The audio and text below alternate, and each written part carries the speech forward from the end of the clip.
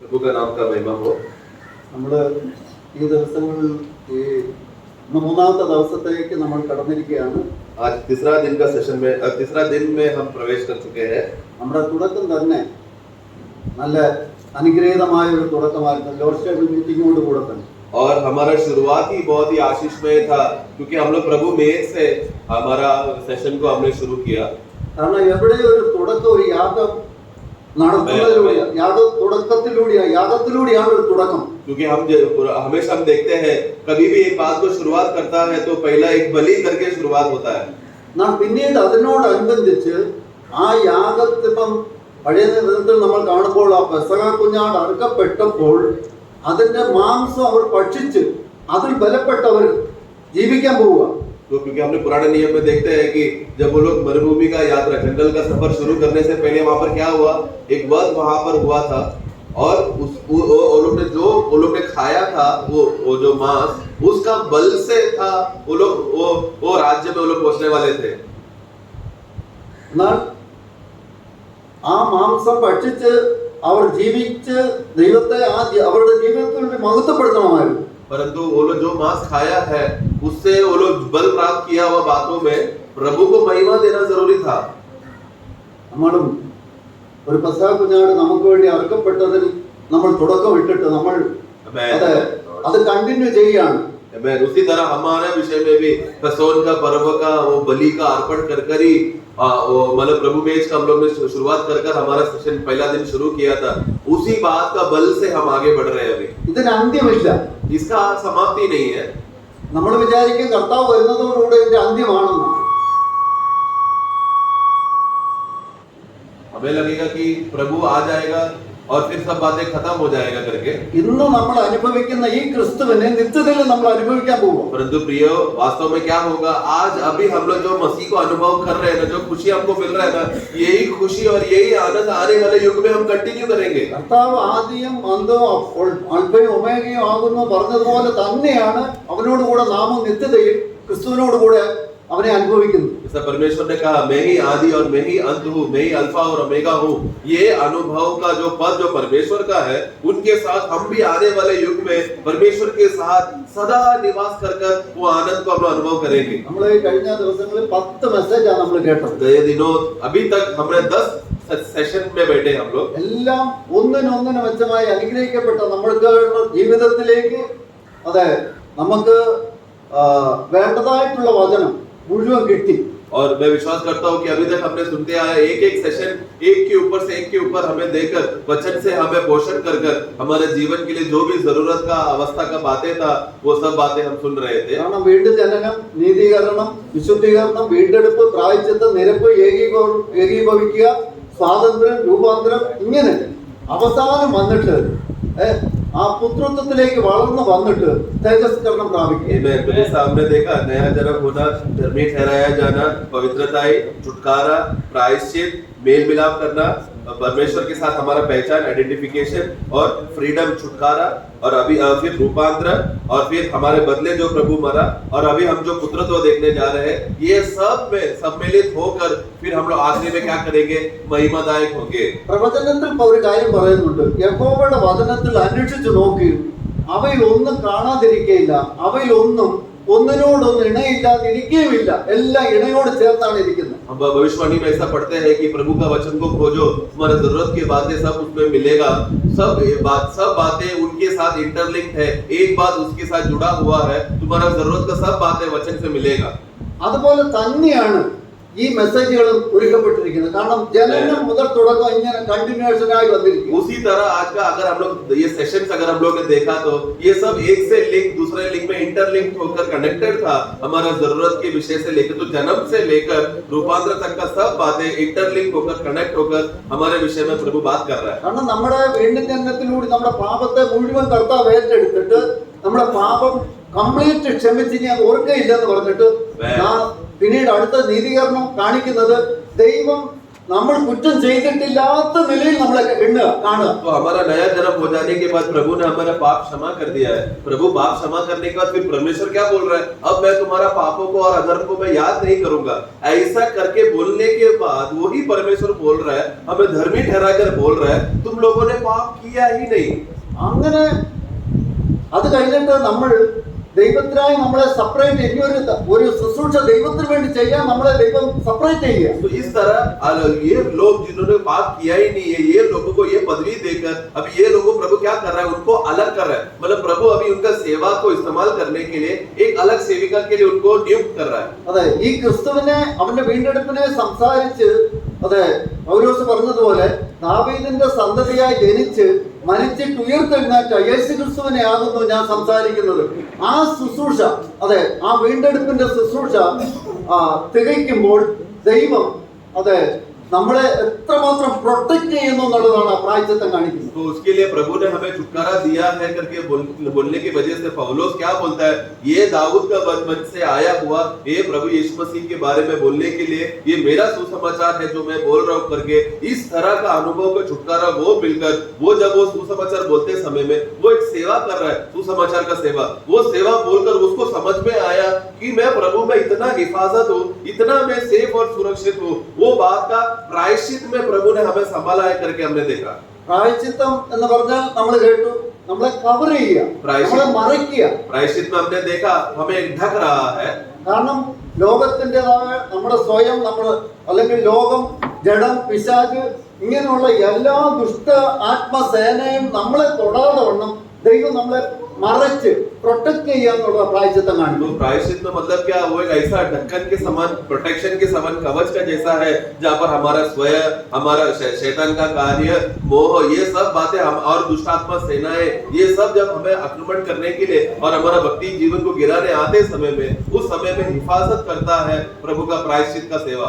ഇനി ദൈവത്തോട് ഉള്ള ബന്ധത്തിൽ നമ്മൾ അടുക്കുമ്പോൾ ആര് നമ്മളെ കുറ്റം വിധിക്കാതെ വണ്ണം ദൈവത്തോട് നമ്മളെ നിരപ്പിച്ചു എന്നുള്ള നിരപ്പ് നമുക്ക് വേണ്ടവണ്ണം ആത്മാവ് ഗ്രഹിപ്പിച്ച് അവനുമായിട്ടുള്ള ഏകീഭാവത്തിലേക്ക് നമ്മളെ കൊണ്ടുവരിക. और उसकी वजह से अभी प्रभु ने इतना बड़ा कार्य करने के बाद हम जैसे लोगों को पिता परमेश्वर के साथ हमें मेल मिलाप किया, मेल मिलाप करके उस प्रभु के साथ हमें एक कर दिया, उनके साथ जोड़ दिया। ഞാൻ എല്ലാ അതിനോ അതിൻ്റെതായ മെസ്സേജുകളോ അതിൻ്റെതായ രീതിയിൽ തന്നെ കൊണ്ടുവന്ന് ഇനി ഈ ഇത്രയും 10 മെസ്സേജ് നിങ്ങൾ കേട്ടപ്പോൾ ഞാൻ കരുതുന്നത് നിങ്ങൾക്ക് കിട്ടേണ്ടതെല്ലാം കിട്ടിക്കഴിഞ്ഞു. ഇനി അടുത്ത സെഷൻ എന്ന് പറയുന്നത് കർത്താവിന്റെ പ്രത്യക്ഷതയാണ്. तो इसके लिए अभी तक 10 सेशन में जो अभी तक हमने सुनते आ रहे थे, मैं विश्वास करता हूँ आप सब लोगों को जो जरूरत की बातें जो मिलना था वो सब मिल गया है, क्योंकि अभी अगला इसके बाद तो सिर्फ प्रभु का प्रकट होने का अवस्था है।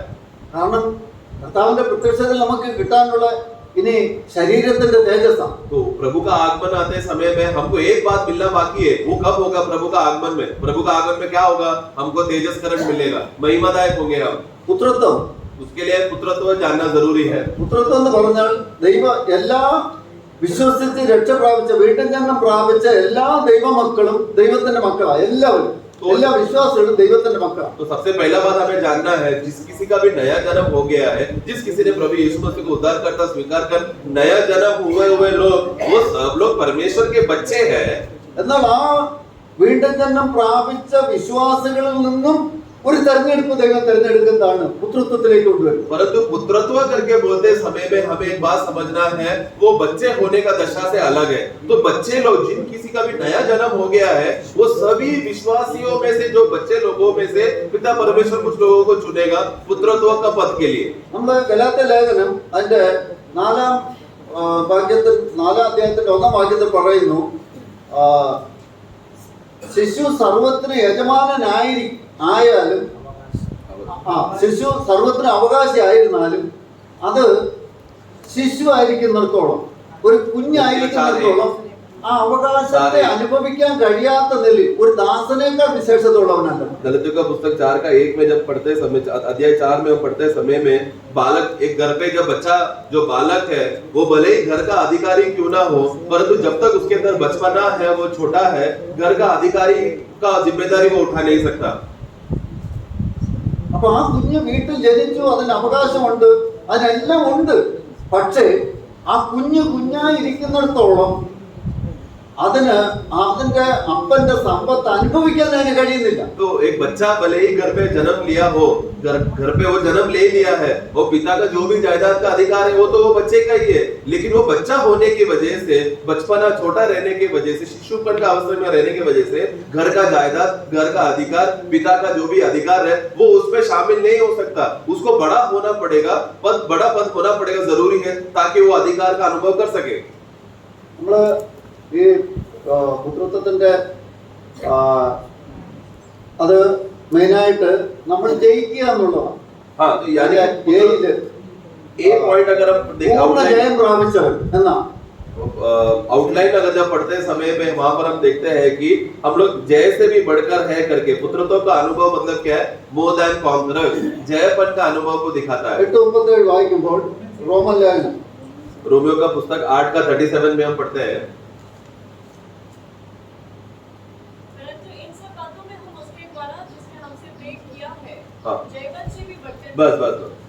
അവിടെ നാമോ നമ്മെ സ്നേഹിച്ചവൻ മുഖാന്തരം സകലത്തിലും ജയം പ്രാപിക്കുന്നു. जो हमसे प्रेम किया है उसके वजह से सब बातों से हम लोग जयवंत से भी बढ़े हैं. അപ്പൊ നമ്മെ സ്നേഹിച്ചതാരാ? हमसे कौन प्रेम किया? നമ്മളെ സ്നേഹിച്ചതിന് പ്രകാരമാണ് അതെ ദൈവത്തിന് തന്റെ മാർവിലെ പുത്രനെ ഭൂമിയിലേക്ക് തരേണ്ടി വന്നു, നമുക്ക് വേണ്ടി തരാ. അതാണ് 8-ാം അധ്യായത്തിലെ വിഷയം മുഴുവൻ. तो 8वां अध्याय का अगर आप पढ़ेंगे देखेंगे तो जिस पिता परमेश्वर ने हमसे प्रेम किया है उस प्रेम का बदला है, उस प्रेम का इफेक्ट हमने क्या देखा कि परमेश्वर ने अपना एकलौता पुत्र को जगत पर भेजा, जिसका अनुभव हम कर रहे हैं. അതിന്റെ 38-ാം വാക്യത്തിൽ വായിക്കുന്ന മരണത്തിനോ ജീവനോ ദൂതന്മാർക്കോ വാഴ്ചകൾക്കോ അധികാരങ്ങൾക്കോ ഇപ്പോഴുള്ളതിനോ വരുവാനുള്ളതിനോ ഉയരത്തിനോ ആഴത്തിനോ മറ്റു യാതൊരു സൃഷ്ടിക്കോ അല്ലേ നമ്മുടെ കർത്താവായ യേശു ക്രിസ്തുവിലുള്ള ഈ ദൈവസ്നേഹത്തിൽ നിന്ന് എന്നെ വേർപിരിക്കാൻ കഴിയുന്നില്ല. ആ ഒരു അമേദ്യമായ സ്നേഹബന്ധത്തിലേക്കാണ് ദൈവം എന്നെ കൊണ്ടുവരുന്നത്. उसका रोमियो 8 का 38-39 जब पढ़ते समय में हमें भले ही जीवन हो या मृत्यु हो, स्वर्गदूत हो या अधिकार हो या सामर्थ हो, जो आज का बातें हो या आने वाली बातें हो, ऊंचा हो या लंबा हो या गहरा हो, या कोई भी सृष्टि किया हुआ जीवी कोई भी हमें परमेश्वर का प्रेम से या मसीह का प्रेम से हमें अलग नहीं कर सकता. ഇത് സോങ് ഓഫ് സോങ്ങില് അതിന്റെ 8-ന്റെ 7 ഉത്തമയുഗത്തിൽ ഇങ്ങനെ പറയുന്നു, उत्तम श्रेष्ठ 8 का 7 ഏറിയ വെള്ളം എന്റെ ആ പ്രേമത്തെ, കർത്താവിനോടുള്ള എന്റെ പ്രേമത്തെ കെടുത്താൻ കഴിയത്തില്ല. എന്നുവെച്ചാൽ ആ വെള്ളം മരണത്തെ കാണിക്കുന്നു. ഒരു മരണത്തിനും എത്ര ശക്തമായ മരണം വന്നാലും എന്നെ ഈ ക്രിസ്തുവിന്റെ സ്നേഹത്തിൽ തന്നെ മാറ്റിക്കളയത്തില്ലെന്നാ പറയുന്നത്. 8 का 7 पढ़ेंगे. पानी की बाढ़ से भी प्रेम नहीं बुझ सकता. बस बस, पानी की बाढ़ से भी ये प्रेम बुझ नहीं सकता. पानी की बाढ़ मतलब क्या है? वो न्याय, वो मृत्यु जो हमारे ऊपर है. वो कितना भी पानी बाढ़ के जैसा भी अगर मेरे ऊपर आएगा तो भी प्रभु का प्रेम से मुझे अलग नहीं कर सकता. കാരണം അവള് ഈ പ്രിയനെ അന്വേഷിച്ച് പോയപ്പോൾ അവളൊന്നുമില്ലാത്തവളായിരുന്നു, കറുത്ത് ഉരുണ്ട് ആളറിയാത്ത രീതിയിലായിരുന്നു അങ്ങോട്ട് പോയത്. പക്ഷെ മടങ്ങി വന്നപ്പോൾ അവൾ ആരായിട്ടാ വരുന്നത്? ഒരു ശക്തിക്കും എന്നെ തകർക്കാൻ കഴിയാത്ത നിലയിൽ, എന്നെ തകർക്കാനോ എന്നെ നശിപ്പിക്കാനോ കഴിയാത്ത നിലയിൽ ഇപ്പോൾ അവൾ ശക്തിപ്പെട്ടു, അവളെ പ്രിയനുമായി മടങ്ങി വരിക. तो वो हमने शुरुआत में शुलमी को कैसा हम देखते उसका हालत क्या है? वो एकदम काली है, बेडोल है, बदसूरत है. वो बोलती कि कोई मुझे देखो मत क्योंकि मैं काली हूँ, मैं सुंदर नहीं हूँ. ये शुलमी वो अपने प्रिय को जान कर वो इतना सुंदरवती हो गई, वो इतना शोभामय हो गई कि वो अभी उस प्रिय का कंधे पर रखकर वो आ रही है. उस अवस्था में, उस स्तर में, भले ही पानी बाढ़ के समान आए या कुछ भी आपत्ति विपत्ति आए, उसको अपना प्रिय का प्रेम से अलग नहीं कर सकता. നമ്മള് എബ്രായ ലേഖനം 2:10 നമ്മൾ നേരത്തെ സൗരം വായിച്ചു. അവിടെ സകലത്തിനെല്ലാവർക്കും സകലത്തിനും കാരണഭൂതനായവൻ അനേക പുത്രന്മാരെ തേജസ്സിലേക്ക് നയിക്കുമ്പോൾ അവരുടെ രക്ഷാനായകനെ കഷ്ടാനുഭവങ്ങളിൽ തികഞ്ഞവനാക്കി. हम देखते हैं कि 8 का 10 पढ़े. क्योंकि जिसके लिए हाँ, सब कुछ है, 2 का 10 क्योंकि हाँ. जिसके लिए सब कुछ है और जिसके द्वारा सब कुछ है, उसे यही अच्छा लगा कि जब वह बहुत से पुत्रों को महिमा में पहुंचाए हाँ. तो उनके उद्धार की कर्ता को दुखदारी के द्वारा सिद्ध करे. हमें അപ്പൊ എന്തിനാണ് കർത്താവിനെ കഷ്ടാനുഭവത്തിലൂടെ കടത്തിവിട്ടത്? ऐसा क्यों हुआ कि पुत्र को कष्ट से गुजारा? അവൻ ഈ കഷ്ടത അനുഭവിച്ചത് എന്റെ തേജസ്സിന് വേണ്ടി. क्योंकि प्रभु कष्ट सहा मेरा महिमा के लिए, എന്നാൽ അത് എനിക്ക് ലഭിക്കുന്ന എങ്ങനെ? परंतु वो मेरे ऊपर कभी लागू होगा ഈ ഐഡന്റിഫിക്കേഷനിലൂടെ യോ, ഞാൻ അവന്റെ മരണത്തോട് ഓരോ ദിവസവും ഏകീഭവിക്കുന്നതിലൂടെയാണ്. അത് ഫിലിപ്പിയ ലേഖനത്തിൽ പൗലോസ് പറയുമ്പോൾ फिलिप्पियों का पुस्तक में पौलुस कहते हैं कि किस तरह मैं प्रभु का मृत्यु के साथ में समान हो जाता हूँ, एक हो जाता हूँ, उस अनुभव में मैं प्रभु का कष्ट में एक होगा तो उनका तेजस करण में भी मैं एक हो जाता हूँ. അവന്റെ മരണത്തോട് ഞാൻ അനുഭവപ്പെട്ടിട്ട് അവന്റെ മരണത്തെയും അവന്റെ കഷ്ടാനുഭവത്തിന്റെ കൂട്ടായ്മയും ഞാൻ അനുഭവിച്ചറിയുക. ഞാൻ പ്രസംഗിച്ചത് കേൾക്കാന്നല്ല, ഞാനത് എന്റെ ജീവിതത്തിൽ അനുഭവിച്ചറിഞ്ഞിട്ട് ഇങ്ങനെ വളരെ സന്തോഷത്തോടു കൂടി എനിക്ക് നല്ല ശ്രേഷ്ഠമായ ഒരു പുനരുത്ഥാനത്തിന് വേണ്ടി ഞാൻ ഇതെന്നിലൂടെ കടന്നു പോവുകയാണ്. इसलिए मैं प्रभु का जीवन में प्रभु का उस मृत्यु के साथ जब मैं एक हो जाता हूँ, उन्होंने जो मेरे लिए कष्ट था, उन्होंने जो मुझे बेहतर था, उसके साथ जब मैं एक होकर ये बात को मैं प्रचार करके घूम रहा हूँ, ऐसा पौलुस नहीं बोल रहे. मैं किसी रीति से प्रभु का ये कष्ट को मैं जान सकूं, मैं पहचान सकूं, ये बात का जानने से मैं प्रभु का कष्ट को अगर मैं जान लिया तो उनका पुनरुत्थान के साथ एक उत्तम पुनरुत्थान मैं प्राप्त कर पाऊंगा करके बोलकर उस बात में उनके साथ एक हो रहा है. നമ്മള് ഒന്ന് യോഹന്നാൻ 5 पहला यूहन्ना 5 का അതിന്റെ 4 വാക്യത്തിൽ 4 में ദൈവത്തിൽ നിന്ന് ജനിച്ചതൊക്കെയും ലോകത്തെ ജയിക്കുന്നു. ലോകത്തെ ജയിച്ച ജയമോ നമ്മുടെ വിശ്വാസം തന്നെ. जो कोई भी परमेश्वर से जन्मा है वो जय पाता है, और हमारा जय कौन है? वो संसार से विश्वास. എന്താണ് ലോകത്തെ ജയിക്കാൻ ജയം? परमेश्वर संसार से विजय प्राप्त किया हुआ क्या बात है? അതിന്റെ 3 വാക്യത്തിൽ പറയുന്നത് അവന്റെ കൽപ്പനകളെ പ്രമാണിക്കുന്നതല്ലോ ദൈവത്തോടുള്ള സ്നേഹം. उनका आज्ञाओं को मानना ही तो है परमेश्वर का प्रेम. അപ്പൊ ദൈവ കൽപ്പന അനുസരിച്ച് ദൈവ വഴിയിൽ ഞാൻ നടക്കാൻ എനിക്കതിന് കഴിയില്ല എന്ന് ഞാൻ സമ്മതിക്കുമ്പോൾ എനിക്കൊരു പകരക്കാരനെ ദൈവം തന്നതാണ് എന്റെ ധൈര്യം. परंतु अभी हम जानते हैं कि परमेश्वर का आज्ञा और कल्पना और विधियों को हम तो मान नहीं सकते करके, हमसे होगा नहीं, हम तो इतना कमजोर है. इसलिए ये विश्वास है अभी क्या अंगीकार करके वो ऐलान कर रहा है कि मुझसे नहीं होगा, प्रभु मुझे मदद करो, मुझे सहायता करो कि मुझसे नहीं होगा करके जब हम प्रभु के सामने समर्पण करने जाएंगे तो मेरे परमेश्वर क्या बताएगा? मेरे बदले किसी और ने ये बात को पूरा किया है करके मेरे बदले वाला प्रभु यीशु मसीह को दिखाएगा. അപ്പം 8 റോമലേഖനം 8:3 പറയുമ്പോൾ അവിടെ ജഡത്താലുള്ള ബലഹീനത എന്താണ്? എന്റെ ജഡത്തിന്റെ ബലഹീനത ഇതാണ്. ദൈവം എന്നോട് പറഞ്ഞ ഒരു കാര്യം എനിക്കത് ചെയ്യാൻ കഴിയില്ല എന്നുള്ളതാണ് എന്റെ ജഡത്തിന്റെ ബലഹീനത. रोमियो 8:3 में जब पढ़ते हैं समय पे हमारा शरीर दुर्बल है, जिसकी वजह से परमेश्वर का धार्मिकता का मांग को हम पूरा नहीं कर सकते थे. तो वो क्या था हमारा कमजोरी? कि मैं प्रभु ने जो भी मुझे आज्ञाएं दिया, जो भी विधियां दिया, जो भी वचन दिया, उसको मैं पूरा नहीं कर सकता. ये है मनुष्य का कमजोरी. ഒരു മനുഷ്യന്റെ ബലഹീനത എന്ന് പറയുന്നത് നമ്മൾ ചിന്തിക്കും ആ മനുഷ്യൻ എന്തെങ്കിലും പ്രവൃത്തിയിൽ ബലഹീനനായതുകൊണ്ട് അവനത് പ്രവർത്തിക്കാൻ കഴിയുന്ന. അതല്ല, പ്രവൃത്തിയിൽ ഏത് മനുഷ്യനും ഒരു രോഗക്കിടക്കയിൽ കിടക്കുന്നവന് അവന്റെ ദേഹി ശക്തിപ്പെട്ടിരിക്കാം പ്രവൃത്തി ചിന്തിക്കാനായിട്ട്. ആ ചിന്ത പോലും എനിക്ക് കഴിയില്ല, ദൈവത്തെ കൂടാതെ കഴിയില്ല എന്ന് ഞാൻ ഗ്രഹിക്കുന്നതാണ് എന്റെ ബലഹീനത. और इसलिए देखो हमारी कमजोरी क्या, हमें क्या सोचता है कमजोरी मतलब क्या है? एक कार्य मुझे करना है, वो कार्य मेरे सामने इतना बड़ा है कि मुझे करने नहीं होगा, मैं कमजोर हूँ इसलिए मैं कर नहीं पा रहा हूँ करके, ये हमारा विचार है. लेकिन प्रियो, मनुष्य का काबिलियत देखो, मनुष्य अगर बिस्तर में लेटा है, वो अगर पैरालाइज है, बिस्तर में ऐसे ही लेटा है, तो भी उसका मन का शक्ति कितना सामर्थ्य है, वो इतना काबिल है, सोच सकता है, समझ सकता है, सब बातों को देखता है. तो भले ही वो बिस्तर में लेटा हो तो भी वो एकदम प्रबलशाली है. परंतु प्रियो, हमारी कमजोरी क्या है कि हम प्रभु का काम को कुछ भी नहीं कर सकता. यहाँ तक कि मेरा सोच विचार में भी मुझे मेरा प्रभु का मदद चाहिए प्रभु के बारे में सोचने के लिए. ये बात को हम नहीं पहचान पा रहे, ये है हमारा कमजोरी. നമ്മള് റോമലേഖനം 5:1 നമ്മൾ വായിക്കുന്നു, വിശ്വാസത്താൽ നീതീകരിക്കപ്പെടുന്ന കാര്യത്തെ കുറിച്ച് നമ്മൾ കേട്ടു. 5:1 में हम पढ़ते हैं कि विश्वास के द्वारा धर्मी ठहराए गए हैं. ആരുടെയാണ് വിശ്വാസം? എന്റെ വിശ്വാസത്തിൽ എന്നെ നീതീകരിക്കാൻ കഴിയത്തില്ല. वो किसका विश्वास के द्वारा? क्या मेरे विश्वास मैं विश्वास किया बोलकर मैं धर्मी ठहराया जा सकता हूँ क्या? അതായത് നമ്മള് എബ്രായ ലേഖനം അതിന്റെ 11 അധ്യായത്തിൽ इब्रानियों 11 അതിന്റെ 6 വാക്യത്തിൽ പറയുന്നത്, എന്നാൽ വിശ്വാസം കൂടാതെ ദൈവത്തെ പ്രസാദിപ്പിക്കാൻ ആർക്കും കഴിയുന്നതാണ്. बिना विश्वास का कोई भी परमेश्वर को प्रसन्न नहीं कर सकता. അപ്പം വിശ്വാസം കൂടാതെ ദൈവത്തെ പ്രസാദിപ്പിക്കാൻ കഴിയില്ല. അതിന്റെ താഴെ അടുത്ത ഇത് വായിക്കുമ്പോൾ ആ 11 അധ്യായത്തിൽ തന്നെ പറയുന്നു,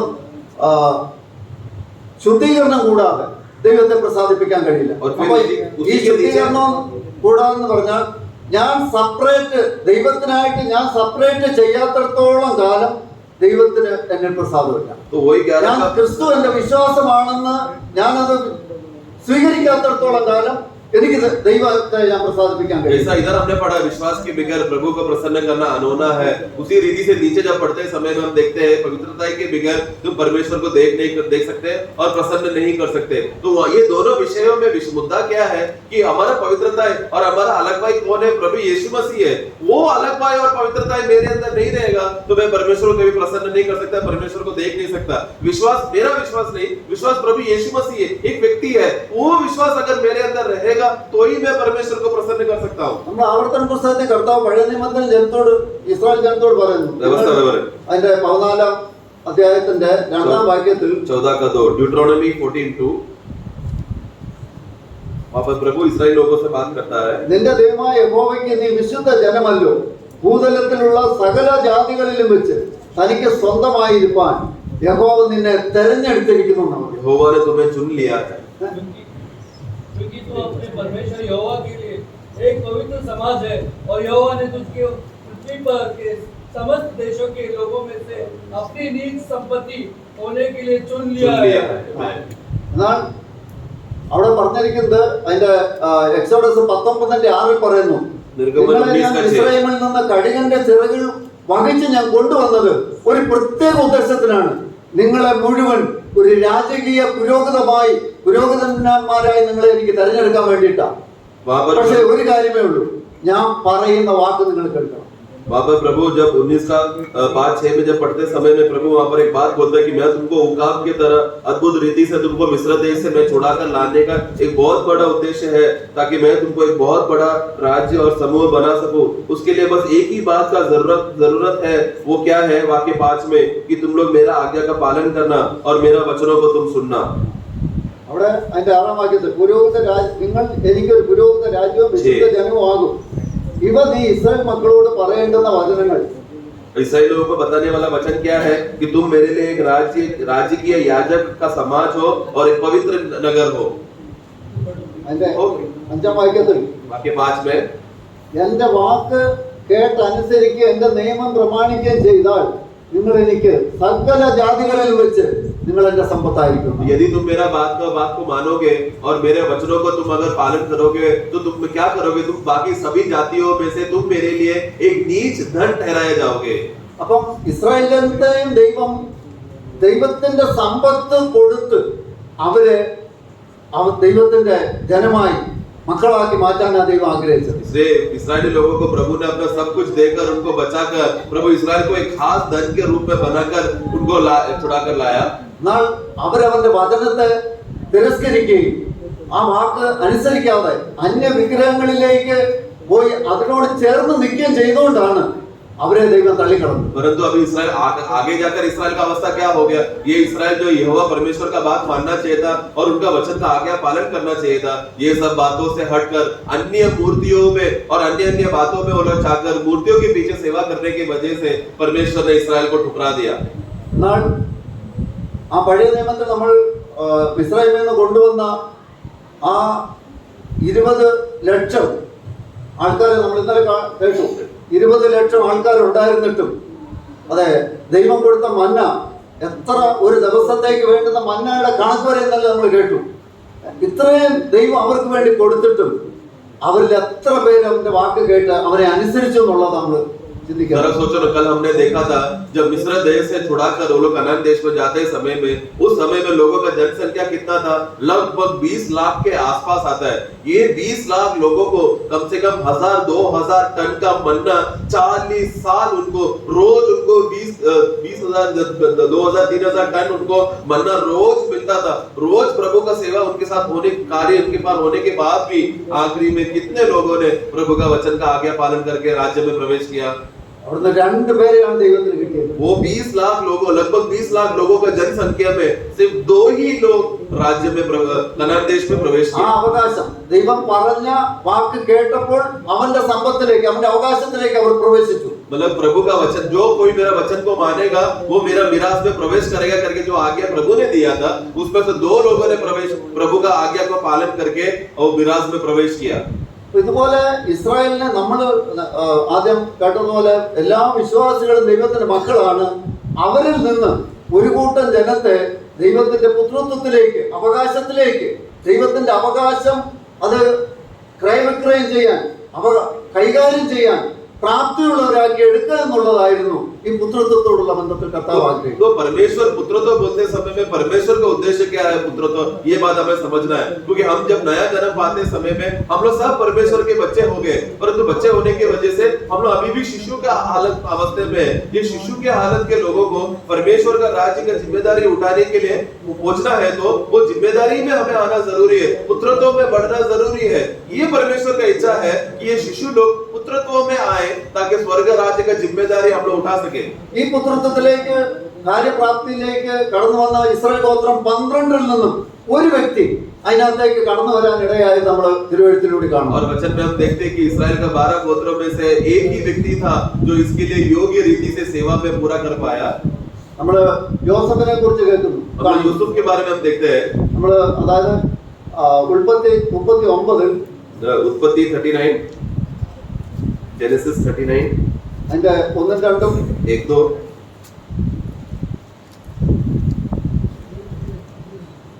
जेनेसिस 39 39 1-2. എന്നാൽ യോസേഫിനെ ഇസ്രായേലിലേക്ക് കൊണ്ടുപോയി അവനെ അവിടെ കൊണ്ടുവന്ന ഇസ്മായേലിന്റെ കയ്യിൽ നിന്നും ഫറവോന്റെ ഉദ്യോഗസ്ഥനായി അകമ്പടി നായകനായ പൊത്തിഫർ എന്ന ഒരു വിശ്വസ്തൻ അവനെ വിലയ്ക്ക് വാങ്ങി. യഹോവ യോസേഫിനോട് കൂടെ ഉണ്ടായിരുന്നതുകൊണ്ട് അവൻ പ്രതാപനായി ഇസ്രായേലിനായ യജമാനന്റെ വീട്ടിൽ പാർത്തു. അവിടെ അവൻ എവിടെ പാർത്തത് എവിടെയാ? अभी ये यूसुफ को बेचकर किसके घर में आया? पोतीफर के घर में आया। അവൻ പാർത്തത് മിസ്രൈമിൽ वो रहा ഒരു ഉദ്യോഗസ്ഥന്റെ വീട്ടിലാണ്. वो कहां पर रहा? मिस्र देश में एक अधिकारी के घर में रहा। പക്ഷേ ആരുടെ കൂടെ ആയിരുന്നു യഹോവ ഉണ്ടായിരുന്നത്? ആ പോത്തിഫറിന്റെ കൂടെ ആയിരുന്നോ യോസഫിന്റെ കൂടെ ആയിരുന്നു? वाक्य 2 में देखो क्या लिखा है, यहोवा यूसुफ के साथ था, पोतीफर के साथ नहीं था। യോസഫ് കൃതാർത്ഥനായെന്നാ പറഞ്ഞത്. और फिर हम देखते हैं कि यूसुफ सक्सेसफुल बन गया, मतलब वो കൃതാർത്ഥനായി. അവന് पढ़ना वाक्य 2 पढ़े 39 का 2। यूसुफ अपने मिस्री स्वामी के घर में रहता था हाँ। और यहोवा उसके संग था। हाँ, आगे? इसलिए वो भाग्यवान पुरुष। हाँ, वो भाग्यवान पुरुष है। यहोवा उसके साथ होने की वजह से भाग्यवान यानी कि सक्सेसफुल था। सब बातों में जो भी करता था वो सफल हो जाता था। യഹോവ അവനോട് കൂടെ ഇരുന്നപ്പോൾ അവൻ കൃതാർത്ഥനായി, അവൻ ഭാഗ്യമുള്ളവനായിരുന്നു. तो जरा सोचो ना, यहोवा यूसुफ के साथ होने की वजह से वो एक भाग्यवान पुरुष बन गया। യഹോവ ദൈവമായിരിക്കുന്ന ജനം भाग्यवान, ഭാഗ്യമുള്ളത്. धन्य है वो लोग जिनका परमेश्वर यहोवा है। യഹോവയിൽ ആശ്രയിക്കുകയും യഹോവ തന്നെ ആശ്രയമായി ഇരിക്കുകയും ചെയ്യുന്ന ജനം ഭാഗ്യമുള്ളത്. यहोवा ही धन्य है वे लोग जिनका यहोवा ही उनका भरोसा है और यहोवा पर ही वो लोग आभार होकर जीते हैं। കർത്താവ് നമ്മളോട് പറഞ്ഞെന്താ? प्रभु ने हमसे क्या कहा?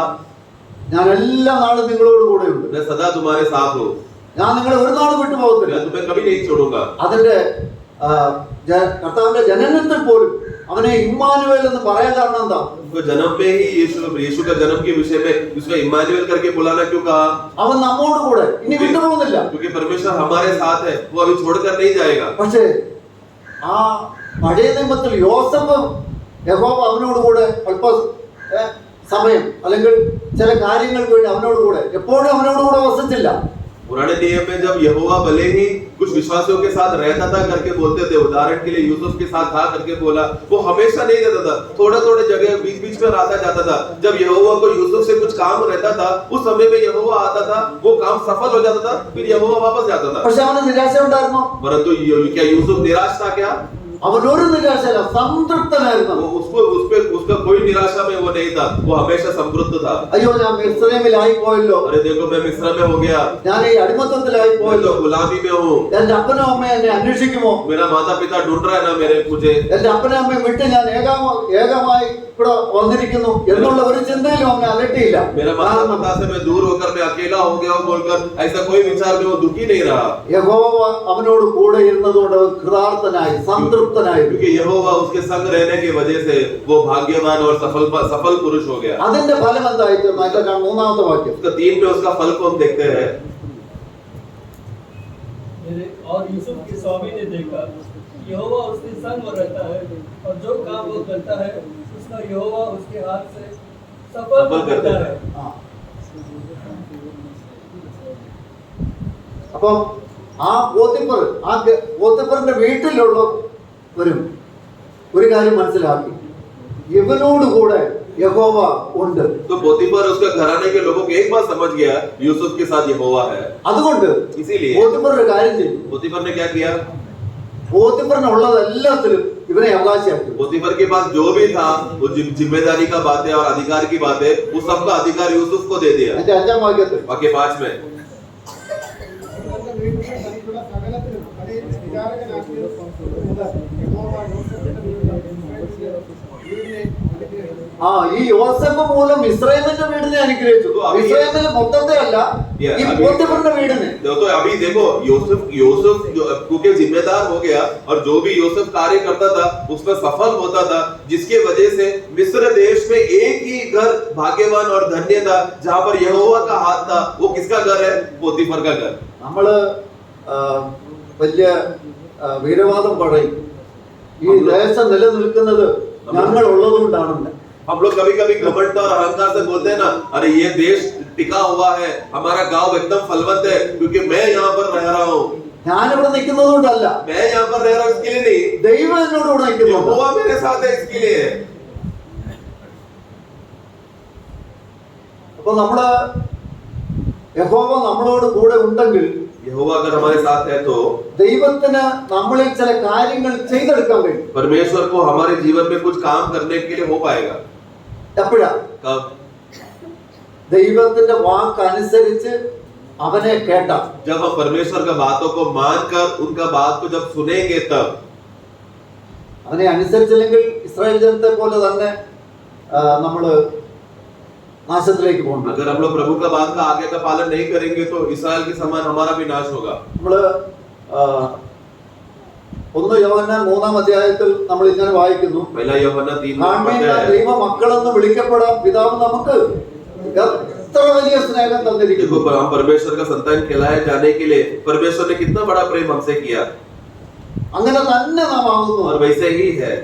നാം എന്തായി എന്ന് ഇതുവരെ परंतु अब हम क्या है करके ये प्रकट नहीं हुआ है। 2 में 1 जॉन 3:1-2 എന്തായി എന്ന് ഇതുവരെ പ്രത്യക്ഷമായിട്ടില്ല. परंतु अभी क्या हो गया करके ये प्रकट नहीं हुआ है। പിന്നെ അടുത്തത്, फिर आगे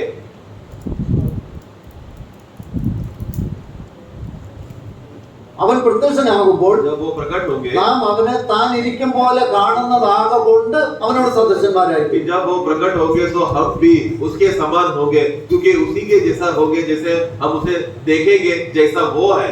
അപ്പൊ നമ്മൾ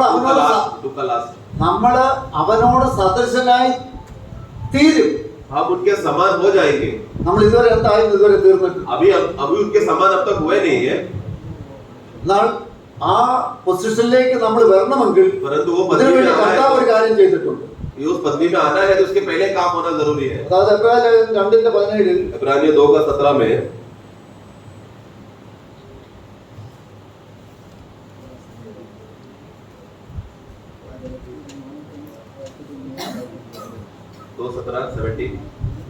അതുകൊണ്ട് ജനത്തിന്റെ പാപങ്ങൾക്ക് പ്രായശ്ചിത്തം വരുത്തുവാൻ അവൻ തന്നെയുള്ളവൻ ദൈവമായിട്ടും വിശ്വസിച്ച മഹാപുരോഹിതനുമാകേണ്ടത് സകലത്തിലും തന്റെ സഹോദരനോട് സദൃശനായി തീരുവാൻ ആവശ്യമായിരുന്നു.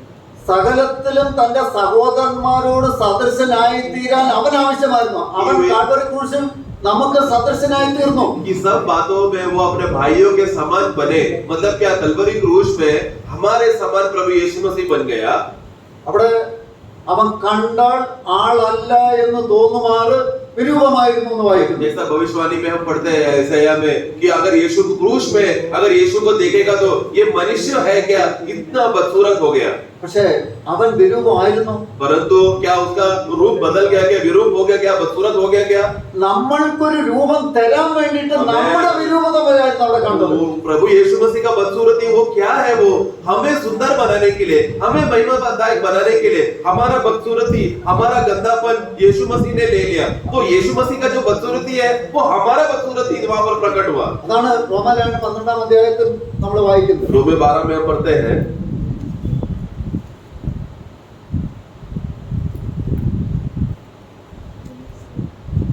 അതിന്റെ 12:2 12:2 ഈ ലോകത്തിന് അനുരൂപമാകാത്ത നന്മയും പൂർണ്ണതയും ഉള്ള പ്രസാദവുമുള്ള ദൈവത്തെ എന്നെ തിരിച്ചറിയേണ്ടതിന് നമ്മുടെ മനസ്സ് പുതുക്കി രൂപാന്തരപ്പെടുക. ആ രൂപാന്തരപ്പെടുന്ന എങ്ങനെ? ആ പഴയത് ഓരോ ദിവസവും പഴയ രൂപം മാറി മാറി മാറി മാറി നമുക്കൊരു പുതിയ രൂപം കിട്ടുക. तो इसके लिए संसार के साथ सदृश ना बने, परंतु तुम्हारे बुद्धि के नए हो जाने में तुम्हारे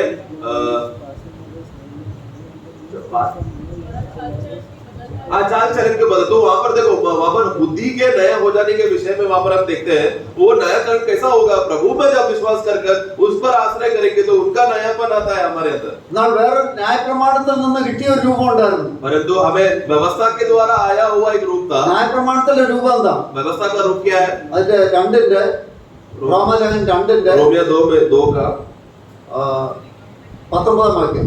19वां वाक्य। और अपने को भरोसा रखता है कि मैं अंधों का विभाग और अंधकार में पड़े हुओं की ज्योति और बुद्धिहीनों का सिखाने वाला और बालकों का उपदेशक आगे आगे आगे 20। और ज्ञान और सत्य का नमूना जो व्यवस्था में है मुझे मिला है। അവിടെ ന്യായപ്രമാണത്തിന്റെ രൂപം എന്താന്ന് വെച്ചാൽ ഞാൻ പഠിപ്പിക്കും, എല്ലാം ഞാൻ നല്ല രീതിയിൽ പഠിപ്പിക്കും. व्यवस्था का रूप പക്ഷെ क्या है? എന്റെ രൂപം മാറുന്നില്ല. व्यवस्था का रूप क्या है? मैं दूसरों को सिखाऊंगा, मैं दूसरों को बताऊंगा क्या है, अंधों को ज्योति दूंगा, बच्चों को शिक्षण दूंगा, जिसकी वजह से क्या हो गया, ज्ञान और सत्य का रूप का नमूना मुझे दिखाई देगा। तो दूसरों को सिखा तो रहा है, परंतु खुद आदमी कैसा है? ആ വചനം കൊണ്ട് എനിക്ക് പ്രയോജനമില്ല. वो बच्चे दूसरों को सिखा तो रहा है, पर मुझे कुछ फायदा नहीं हो रहा। മറ്റുള്ളവരെ ഞാൻ പഠിപ്പിക്കുക. और दूसरों को बड़े बड़े बातें सिखा रहा है। അതുകൊണ്ടാണ് ഇന്ന് അനേക സഭകളിലും ഇന്ന് ആർക്കും ഒരു രൂപാന്തരം ഉണ്ടാകുക. इसके लिए तो हम देखो अन्य अन्य कलीसियाओं में, संगठनों में किसी का रूपांतरण नहीं हो रहा, കാരണം ദൈവവചനം ആദ്യം എന്നിലേക്ക് വന്നു. क्योंकि प्रभु का वचन सबसे पहला मुझ में आना है। അത് എന്നെ രൂപാന്തരപ്പെടുത്തണം, मुझे रूपांतर करना है, എന്നെ തേജസ്കരിക്കപ്പെടണം. मुझे तेजस्करण करना है, महिमादाय करना है। ആ തേജസ്സിന്റെ സുവിശേഷം എന്നിൽ നിന്നും വേണം പുറത്തു പോകാൻ. और वो प्रकाश का सुसमाचार दूसरों के ऊपर जाना है। നമ്മള് കൊരിന്ത്യലേഖനം 2 കൊരിന്ത്യർ 6 दूसरा कोरिन्थी 6 में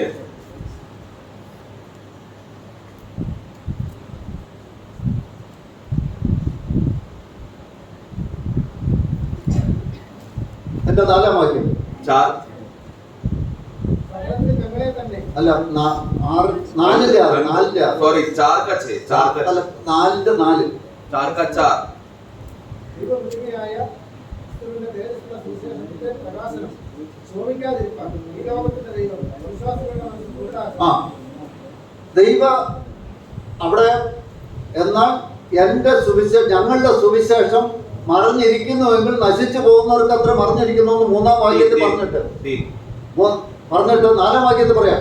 ആ ദൈവ പ്രതിരൂപമായ ക്രിസ്തുവിന്റെ തേജസ്സുള്ള ഈ സുവിശേഷം അത് പ്രകാശിക്കാതിരിക്കാൻ ലോകത്തിന്റെ ദൈവം അവിശ്വാസികളുടെ മനസ്സാണ്. എന്റെ അവിശ്വാസം മൂലം അവർ അവിശ്വാസിയല്ല, ഞാൻ വിശ്വാസി തന്നെ. പക്ഷേ ഈ ഞാൻ പഠിപ്പിക്കുന്നതേ ഉള്ളൂ, ഈ വചനത്തെ ഞാൻ സ്വീകരിക്കുന്നില്ല, ഞാൻ വിശ്വസിക്കുന്നില്ല.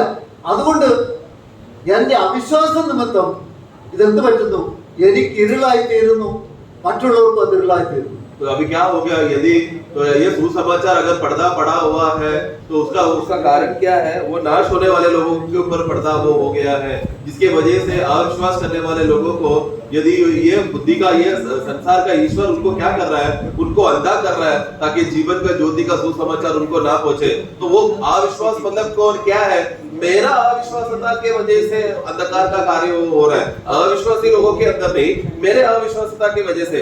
मेरा अविश्वासता क्या है? जब प्रभु का वचन आता है तो वो वचन मेरे अंदर कार्य नहीं करता, लेकिन मुझे बड़ा बड़ा प्रचार करने, बड़ा बड़ा सुसमाचार देने के लिए बहुत मन करता है, लेकिन वो वचन मेरे अंदर कार्य ना करने की वजह से, वो ज्योति मेरे अंदर पहले नहीं आने की वजह से मेरे बोलने से दूसरे के ऊपर नहीं फैलता।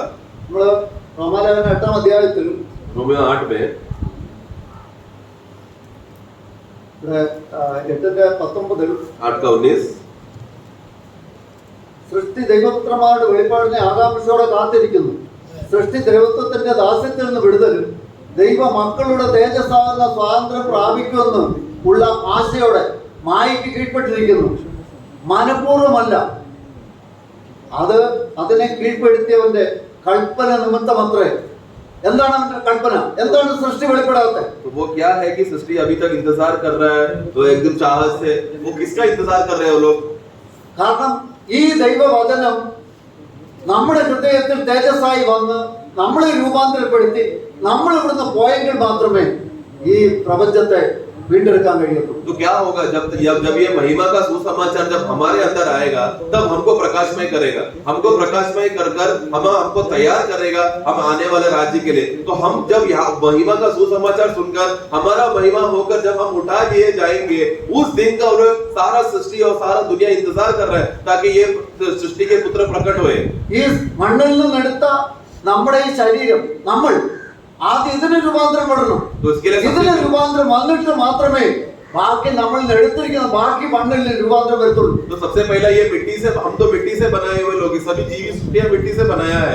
सबसे पहला हम जो मिट्टी से बनाए हुए लोग, हमारा रूपांतर हो जाने के बाद ही बाकी मिट्टी से बनाए हुए जीवियों का रूपांतर होगा. 23 വാക്യത്തിൽ വായിക്കുന്ന 8:23 8 का 23 ആത്മാവെന്ന ഞാൻ തന്നെ വായിക്കുക, കാരണം സമയമില്ലാത്തതുകൊണ്ട് ഞാൻ ഇത് ചെയ്യാം. കാരണം അതുകൊണ്ടാണ് ഞാൻ നിർത്തി വെച്ച് സംസാരിക്കുകയും ചെയ്യുന്നത്. ആത്മാവെന്ന ആദ്യ ദാനം ലഭിച്ചിരിക്കുന്ന നാമം നമ്മുടെ ശരീരത്തിന്റെ വീണ്ടെടുപ്പ് അവിടെ പറയുന്നു. ആത്മാവെന്ന ആദ്യ ദാനമല്ല, ആത്മാവിന്റെ ഫലമാണ്. നമ്മൾ ഗലാത്യ ലേഖനം 5:19 കാണുന്ന ആത്മാവിന്റെ ഫലങ്ങളാണ്.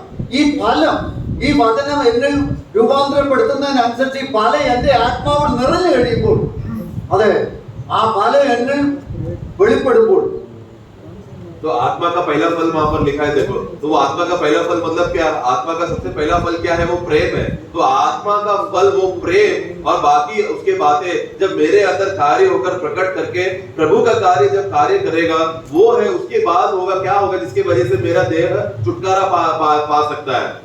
അപ്പം ആ എൻ്റെ ആത്മാവിൽ ദൈവത്തിന്റെ ഫലം, ആ ഫലം നിറഞ്ഞ് തിങ്ങുമ്പോൾ എന്റെ ശരീരം പൊട്ടും. तो क्या होगा जब എന്റെ ശരീരം പ്രത്യക്ഷം आत्मा का वो फल जब मेरे अंदर भर जाएगा, तो मेरा ये देह वो फल को सहने के लिए क्या होगा? नहीं हो पाएगा. मेरा ये देह फूट जाएगा, छुटकारा पाएगा, ताकि हमें तेजस वाला शरीर मिले. അവിടെയാണ് ശരീരം, നമ്മുടെ ശരീരത്തിന്റെ വീണ്ടെടുപ്പ് നടക്കുന്നത്. वहां पर हमारा देह का छुटकारा होगा. हमारी बात में लिखा है. നമ്മുടെ ദൈവത്തിന്റെ ആത്മാവിനെ നമ്മളെ നടത്തുവാനും നമ്മളെ പോഷിപ്പിക്കുവാനും നമ്മളെ പണിയുവാനും നമ്മളെ ദൈവത്തിന്റെ പുത്രന്റെ അതേ രൂപത്തോട് അനുരൂപമാക്കുവാനും, അതെ, നമ്മളിൽ ഒരു പ്രവൃത്തി ചെയ്യാനാണ് ദൈവത്തിന്റെ ആത്മാവിനെ നമുക്ക് തന്നിരിക്കുന്നത്. परमेश्वर का आत्मा हमारे अंदर क्यों भेजा गया? ताकि हमारे अंदर कार्य करे, हमें रूपांतर करे, हमें मन फिरा कर प्रभु की उपस्थिति में और लेकर आए. ये बात को हमें और प्रभु का निकट लाने के लिए प्रभु का आत्मा को हमें दिया गया है. ഇനി വന്ന ആത്മാവ് ഇങ്ങനെ തിരികെ പോകത്തില്ല. और फिर यह आत्मा ऐसे ही आया फिर खाली चले जाएगा, ऐसा नहीं है. നമ്മൾ ഇന്നലെ കണ്ടു, कल देखा हमने ദൈവത്തിന്റെ ആത്മാവ്, ആ മഹത്വം ഭൂമിയിൽ വന്നായിരുന്നു. എവിടെ? ആലയം മോശ മുഖാന്തരം പൂർത്തിയായപ്പോൾ, എക്സോഡസ് 40 നിങ്ങൾ വായിച്ചാൽ മതി. ആ ദൈവത്തിന്റെ മഹത്വം ആ തിരശ്ശീല വിടർത്തിയപ്പോൾ അവിടെ ദൈവത്തിന്റെ മഹത്വം സ്വർഗത്തിൽ ഇറങ്ങി വന്നു. തേജസ് മൂലം അവർക്ക് ആർക്കും, പുരോഹിതന്മാർക്കും മോശയ്ക്ക് പോലും അകത്ത് കിടക്കാൻ കഴിഞ്ഞില്ല. ആ ആലയം തേജസ് കൊണ്ട് നിറച്ചു. परमेश्वर का महिमा आया था. पुराना नियम हम देखते हैं निर्गमन 40 में, आप बाद में पढ़ लेना. वो 40 में आप क्या पढ़ते हैं? परमेश्वर का महिमा उतर कर आया और अति पवित्र स्थान में पूरा तेजोमय हुआ, वो पूरा चमक गया. वो इतना रूप से अति पवित्र स्थान चमक गया था कि मूसा को भी और याजकों को भी अंदर जाने नहीं हुआ. उतना शोभा से शकीना महिमा भर गया था. ആ എന്നിട്ട് അത് എങ്ങോട്ട്? ഈ ഇവരുടെ ഇസ്രായേൽ ജനത്തിന്റെ മ്ലേച്ഛത നിമിത്തം ആ മഹത്വത്തിന്, ആത്മാവിന് അവിടെ വസിക്കാൻ കഴിയാഞ്ഞിട്ട് അത് ആലയം വിട്ടു. നേരെ ആ കെരൂബിന്റെ ചെറുകിലിരുന്നു, അത് കഴിഞ്ഞ് ഉമ്മരപ്പടിയിലിരുന്നു, അത് കഴിഞ്ഞ് അവിടുന്ന് നേരെ അത് പോയി. എന്നും അത് ഇരിക്കാനുള്ള ഇടമില്ലായിരുന്നു. ആ നോഹയുടെ പെട്ടകത്തിൽ നിന്ന് ആ ജലപ്രളയം കഴിഞ്ഞപ്പോൾ പ്രാവിനെ വിട്ടപ്പോൾ അതിന് എങ്ങും കാല് വെക്കാൻ ഒരു ഇടമില്ലാതെ അത് മടങ്ങി വന്നതുപോലെ, അല്ലേ? അത് മടങ്ങി വന്നു, നോക്കയുടെ പെട്ടകത്തിലേക്ക് മടങ്ങി വന്നു. കാരണം എല്ലായിടും ശവങ്ങൾ കൊണ്ട് നിറഞ്ഞിരിക്കുക, മ്ലേച്ഛതയാണ്. അതിന് കാല് വെക്കാൻ ഇടയില്ല. അതുകൊണ്ട് അത് പെട്ടകത്തിലേക്ക് തന്നെ മടങ്ങി വന്നു.